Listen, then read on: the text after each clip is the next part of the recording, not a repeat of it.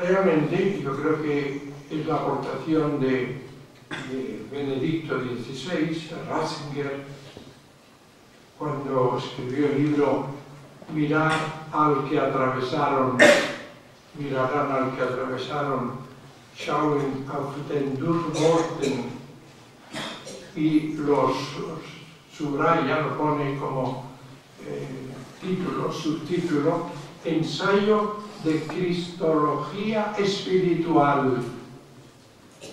Llama la atención como Jesús siempre está orando, siempre ora, a lo largo de su vida, está en comunión con el Padre, vive en oración y muere orando. No es que la muerte le sorprende orando, sino que ora su muerte, muere orando, la muerte la vive orando.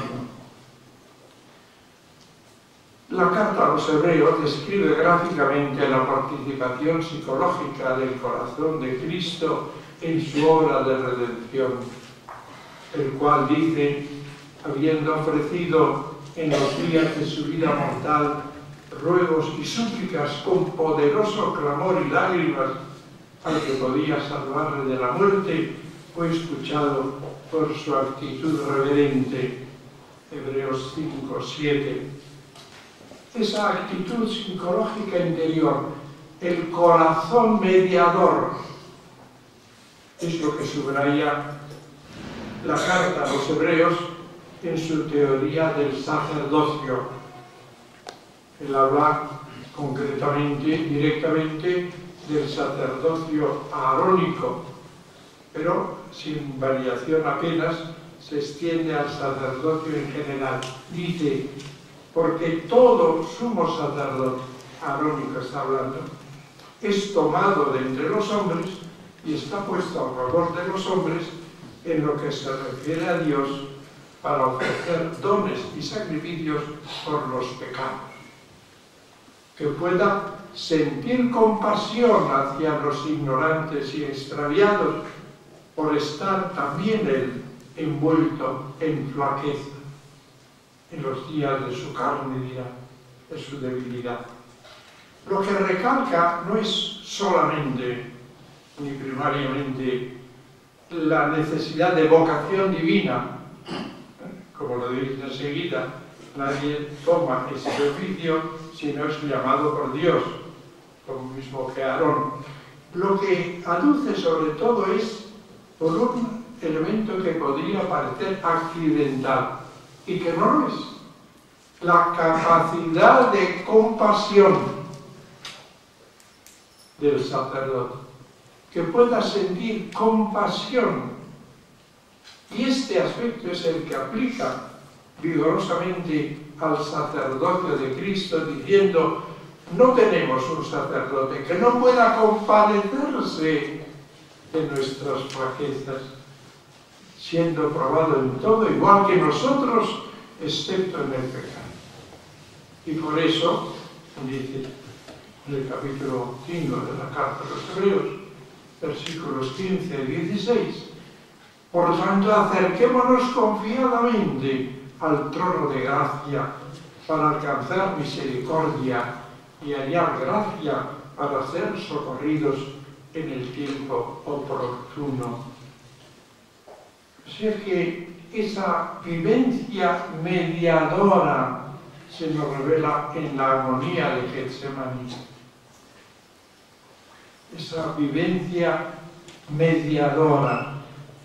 Ahí aparece en el momento del sacrificio cruento, sintiendo, por una parte, las miserias y pecados humanos que presentaba ante el Padre, por los que se ofrecía a sí mismo, y por otra parte, poseyendo la unión con el Padre, recogiendo dentro de su corazón sentimientos tan opuestos como son la grandeza del Padre y las miserias humanas. Ese es el lagar de su corazón en Getsemaní.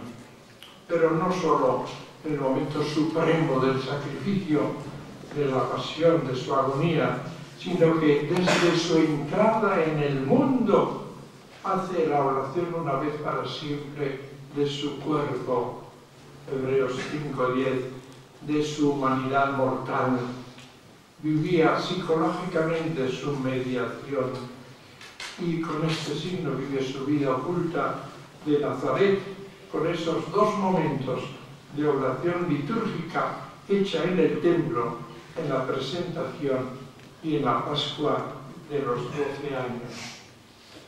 Así que su misma vida pública la inicia con la impasión, tomando sobre sí los pecados de los hombres, sumergiéndose en el bautismo de penitencia en las aguas del Jordán, cargado con los pecados del mundo y con su cuarentena en el desierto.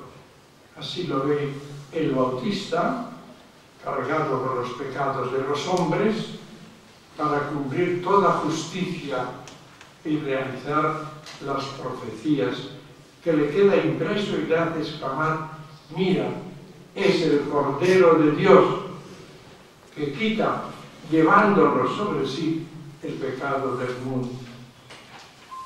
Así es.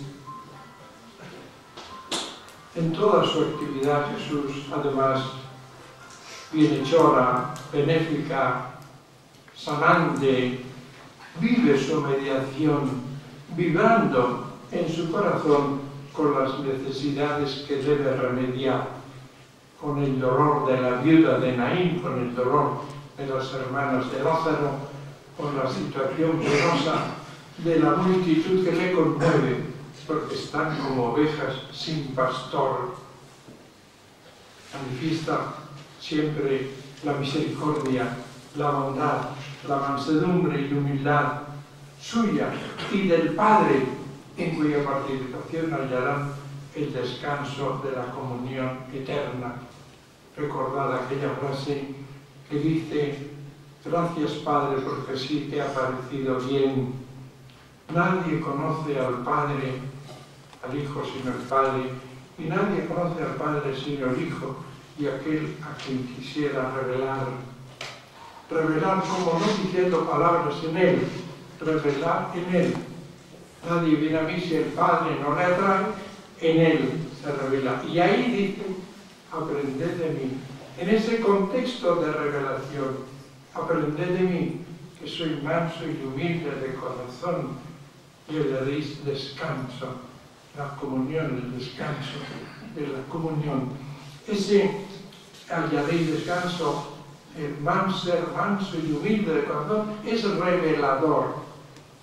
No es simplemente yo soy manso y humilde, sino es revelación del Padre, de la mansedumbre y humildad del Padre.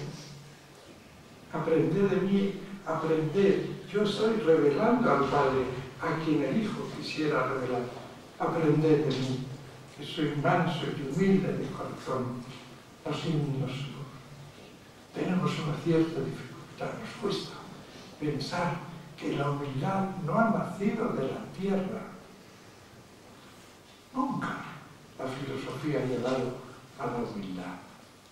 La humildad viene de Dios. De Dios.